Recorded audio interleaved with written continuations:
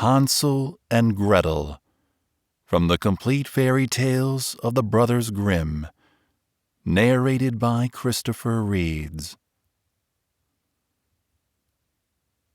Hard by a great forest dwelt a poor woodcutter with his wife and his 2 children. The boy was called Hansel, and the girl Gretel.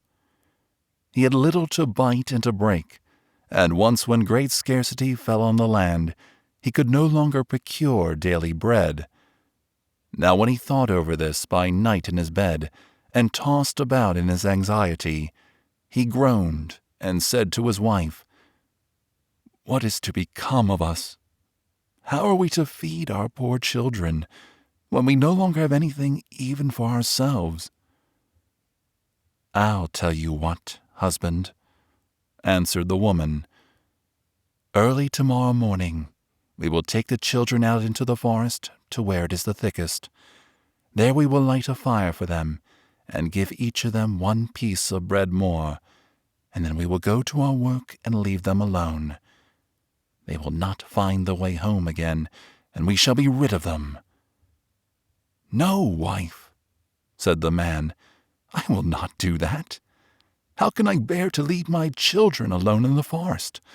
The wild animals would soon come and tear them to pieces." "Oh, thou fool," said she, "then we must all 4 die of hunger. Thou mayest as well plane the planks for our coffins." And she left him no peace until he consented. "But I feel very sorry for the poor children, all the same," said the man. The 2 children had also not been able to sleep for hunger, and had heard what their stepmother had said to their father. Gretel wept bitter tears, and said to Hansel, "Now all is over with us." "Be quiet, Gretel," said Hansel. "Do not distress thyself. I will soon find a way to help us." And when the old folks had fallen asleep, he got up, put on his little coat, opened the door below, and crept outside. The moon shone brightly, and the white pebbles which lay in front of the house glittered like real silver pennies. Hansel stooped and put as many of them in the little pocket of his coat as he could possibly get in. Then he went back and said to Gretel, "Be comforted, dear little sister, and sleep in peace. God will not forsake us." And he lay down again in his bed. When day dawned, but before the sun had risen, the woman came and awoke the 2 children, saying, "Get up, you sluggards! We are going into the forest to fetch wood." She gave each a little piece of bread and said, "There is something for your dinner, but do not eat it up before then, for you will get nothing else." Gretel took the bread under her apron, as Hansel had the stones in his pocket. Then they all set out together on the way to the forest. When they had walked a short time, Hansel stood still and peeped back at the house, and did so again and again. His father said, "Hansel, what art thou looking at there, and staying behind for? Mind what thou art about, and do not forget how to use thy legs." "Ah, father," said Hansel, "I am looking at my little white cat, which is sitting up on the roof, and wants to say good-bye to me." The wife said, "Fool, that is not thy little cat. That is the morning sun which is shining on the chimneys." Hansel, however, had not been looking back at the cat, but had been constantly throwing one of the white pebble stones out of his pocket on the road. When they had reached the middle of the forest, the father said, "Now, children, pile up some wood. I will light a fire that you may not be cold." Hansel and Gretel gathered brushwood together, as high as a little hill. The brushwood was lighted, and when the flames were burning very high, the woman said, "Now, children, lay yourselves down by the fire and rest. We will go into the forest and cut some wood. When we have done, We will come back and fetch you away." Hansel and Gretel sat by the fire, and when noon came, each ate a little piece of bread. As they heard the strokes of the wood axe, they believed that their father was near. It was not, however, the axe. It was a branch which he had fastened to a withered tree, which the wind was blowing backwards and forwards. And as they had been sitting such a long time, their eyes shut with fatigue, and they fell fast asleep. When at last they awoke, it was already night. Gretel began to cry and said, "How are we to get out of the forest now?" But Hansel comforted her and said, "Just wait a little until the moon has risen, and then we will soon find the way." And when the full moon had risen, Hansel took his little sister by the hand and followed the pebbles, which shone like newly coined silver pieces, and showed them the way. They walked the whole night long, and by break of day came once more to their father's house. They knocked at the door, and when the woman opened it and saw that it was Hansel and Gretel, she said, "You naughty children! Why have you slept so long in the forest? We thought you were never coming back at all."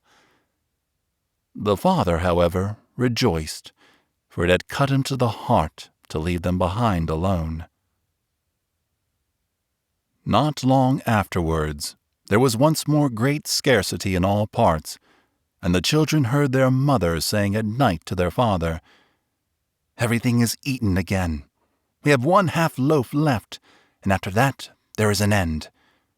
The children must go. We will take them farther into the wood, so they will not find their way out again. There is no other means of saving ourselves." The man's heart was heavy, and he thought, "It would be better for thee to share the last mouthful with thy children." The woman, however, would listen to nothing that he had to say, but scolded and reproached him. He who says A must say B likewise, and as he had yielded the first time, he had to do so a second time also. The children were, however, still awake and had heard the conversation. When the old folks were asleep, Hansel again got up and wanted to go out and pick up pebbles as he had done before, but the woman had locked the door, and Hansel could not get out. Nevertheless, he comforted his little sister and said, "Do not cry, Gretel. Go to sleep quietly. The good God will help us." Early in the morning came the woman, and took the children out of their beds. Their bit of bread was given to them, but it was smaller than the time before. On the way into the forest, Hansel crumbled his in his pocket, and often stood still and threw a morsel on the ground. "Hansel, why dost thou stop and look round?" said the father. "Go on." "I am looking back at my little pigeon, which is sitting on the roof, and wants to say good-bye to me," answered Hansel. "Simpleton," said the woman, "that is not thy little pigeon. That is the morning sun that is shining on the chimney." Hansel, however, little by little, threw all the crumbs on the path. The woman led the children still deeper into the forest, where they had never in their lives been before. Then a great fire was again made, and the mother said, "Just sit there, you children, and when you are tired you may sleep a little. We are going to the forest to cut wood, and in the evening when we are done, we will come and fetch you away." When it was noon, Gretel shared her piece of bread with Hansel, who had scattered his by the way. Then they fell asleep, and evening came and went, but no one came to the poor children. They did not awake until it was dark night, and Hansel comforted his little sister and said, "Just wait, Gretel, until the moon rises, and then we shall see the crumbs of bread which I have strewn about. They will show us our way home again." When the moon came, they set out, but they found no crumbs, for the many thousands of birds which fly about in the woods and fields had picked them all up. Hansel said to Gretel, "We shall soon find the way." But they did not find it. They walked the whole night, and all the next day too, from morning till evening, but they did not get out of the forest, and were very hungry, for they had nothing to eat but 2 or 3 berries which grew on the ground. And as they were so weary that their legs would carry them no longer, they lay down beneath a tree and fell asleep. It was now 3 mornings since they had left their father's house. They began to walk again, but they always got deeper into the forest, and if help did not come soon, they must die of hunger and weariness. When it was midday, they saw a beautiful snow-white bird sitting on a bough, which sang so delightfully that they stood still and listened to it. And when it had finished its song, it spread its wings and flew away before them, and they followed it until they reached a little house, on the roof of which it alighted. And when they came quite up to the little house, they saw that it was built of bread and covered with cakes, but that the windows were of clear sugar. "We will set to work on that," said Hansel, "and have a good meal. I will eat a bit of the roof, and thou, Gretel, canst eat some of the window. It will taste sweet." Hansel reached up above, and broke off a little of the roof to try how it tasted, and Gretel leant against the window and nibbled at the panes. Then a soft voice cried from the room, "Nibble, nibble, gnaw. Who is nibbling at my little house?" The children answered, the wind, the heaven-born wind," and went on eating without disturbing themselves.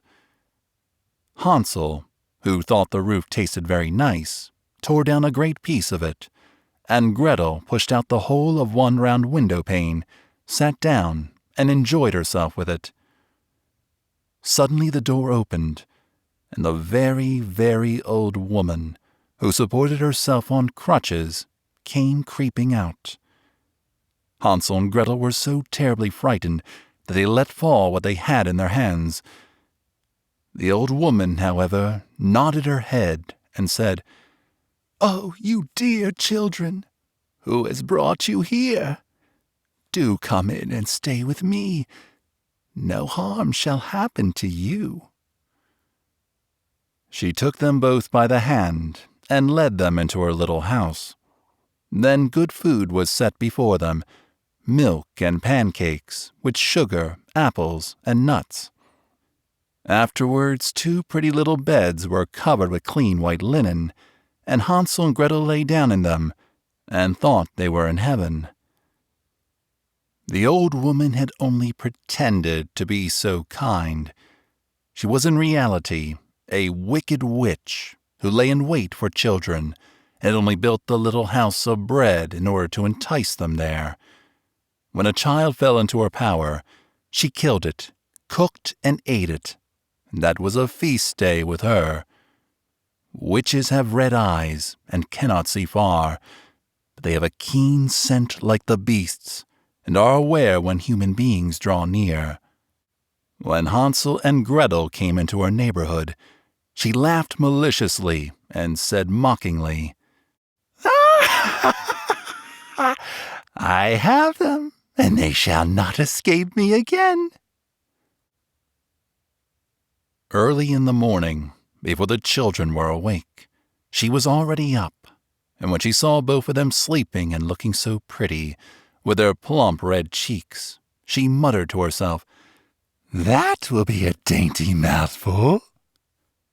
Then she seized Hansel with her shriveled hand, carried him into a little stable, and shut him in with a grated door.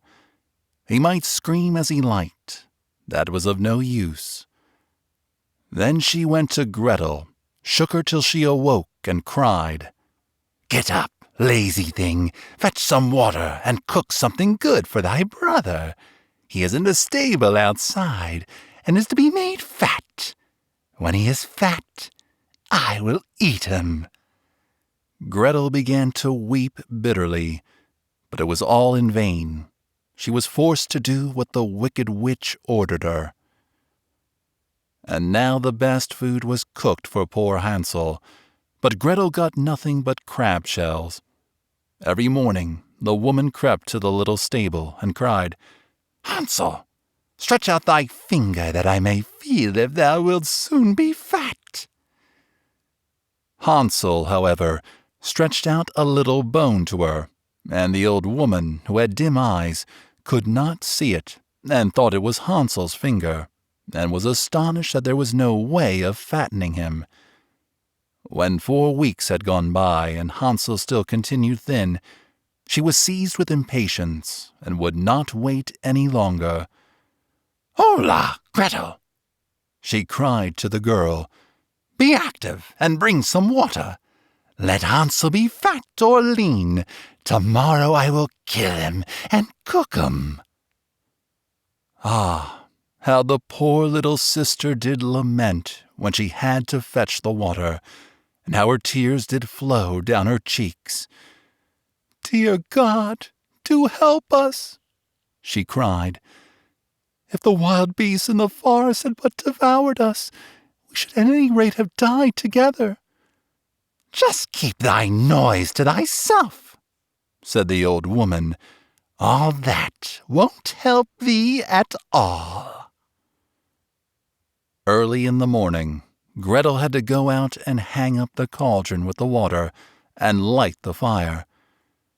"We will bake first," said the old woman.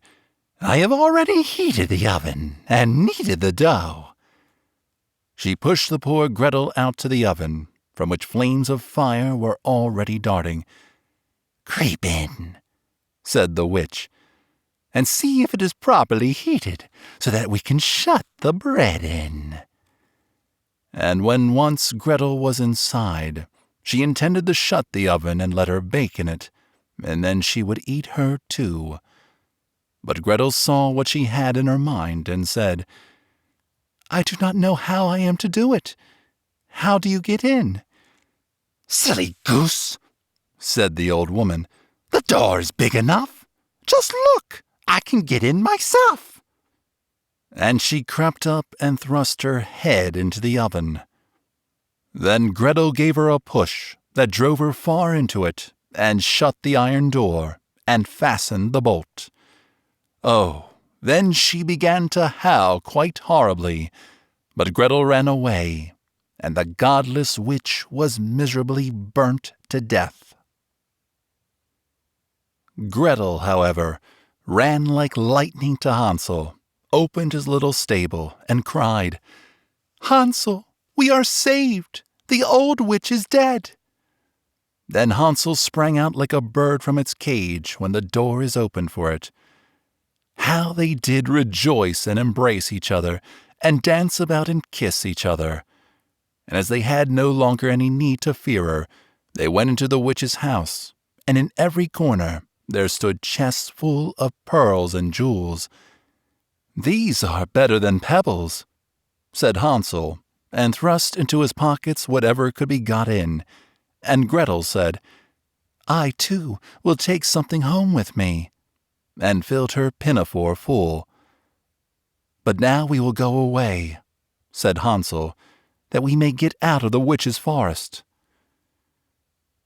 When they had walked for 2 hours, they came to a great piece of water. "We cannot get over," said Hansel. "I see no footplank and no bridge." "And no boat crosses either," answered Gretel. "But a white duck is swimming there. If I ask her, she will help us over." Then she cried, little duck, dost thou see? Hansel and Gretel are waiting for thee. There's never a plank or bridge in sight. Take us across on thy back so white." The duck came to them, and Hansel seated himself on its back, and told his sister to sit by him. "No," replied Gretel, That will be too heavy for the little duck. She shall take us across, one after the other." The good little duck did so, and when they were once safely across and had walked for a short time, the forest seemed to be more and more familiar to them, and at length they saw from afar their father's house. Then they began to run, rushed into the parlor, and threw themselves into their father's arms. The man had not known one happy hour since he had left the children in the forest. The woman, however, was dead. Gretel emptied her pinafore until pearls and precious stones ran about the room, and Hansel threw one handful after another out of his pocket to add to them. Then all anxiety was at an end, and they lived together in perfect happiness. My tale is done. There runs a mouse. Whosoever catches it may make himself a big fur cap out of it.